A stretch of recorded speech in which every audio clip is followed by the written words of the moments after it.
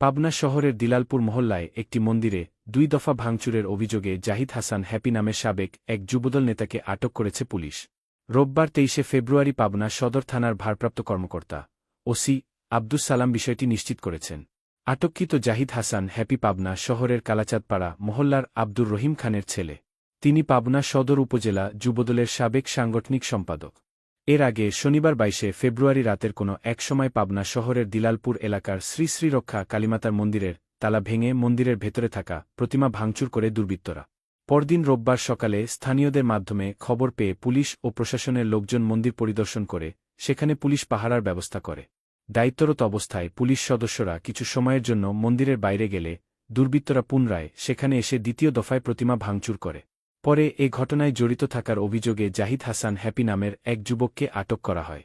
কালীমাতার মন্দিরের সভাপতি শ্যামল কুমার ঘোষ বলেন, এ ঘটনায় একটি মামলা করা হয়েছে। আমরা সুষ্ঠু তদন্তের মাধ্যমে দোষী ব্যক্তির শাস্তি চাই।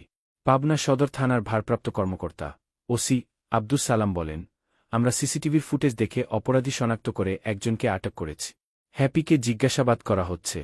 তবে পুলিশ জানায় আটকিত আসামি জাহিদ হাসান অনলাইন জুয়া ক্যাসিনো খেলে টাকা পয়সা হেরে মাথার সমস্যা দেখা দিয়েছে। অতীতে কোনো মামলারই এই ধরনের কোনো মামলারই সঠিক বিচার না হওয়ার কারণে দুষ্কৃতিকারীরা সবসময় এই সুযোগগুলো পেয়ে যায় এবং ছাড় পেয়ে যায়। তা আমরা এই ধরনের দৃষ্টান্তমূলক শাস্তি চাচ্ছি। আজকে ওই মন্দিরে আবার এই যে আসামি ধরা পড়ছে আর কি, আবার যা সে পুনরায় ওই জায়গা ভাঙচুর করছে। প্রশাসনিক সকল পর্যায়ের যত কর্মকর্তা আছে, ডিএসবি এনএসআই সার্বিক সহযোগিতায় এই আসামিকে ধরছে। তো এটা কিছু কিছু দুষ্কৃতিকারী আছে যারা এই ধর্মীয় সম্প্রীতিকে নষ্ট করার জন্যই এগুলো করে থাকে এবং এদেরকেই দলমত নির্বিশেষে ধর্মবর্ণ নির্বিশেষে এদেরকে প্রতিহত করা দরকার। ইসলাম রক্ত দিয়ে প্রতিষ্ঠিত হয়েছে, যুদ্ধ দিয়ে প্রতিষ্ঠিত হয়েছে।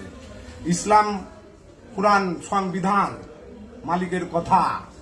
সূরা আল ইমরানে ২৬ নম্বর আয়াতে আল্লাহ বলতেছে যে বলে দাও আমি আল্লাহ সার্বভৌমত্ব শক্তির অধিকারী। আমি যাকে খুশি তাকে রাজ্য দান করি এবং যার কাছ থেকে ইচ্ছা আমি রাজ্য ছিনিয়ে নিই। আমি যাকে খুশি তাকে সম্মান দান করি এবং যাকে খুশি তাকে আমি অপমানে পতিত করি।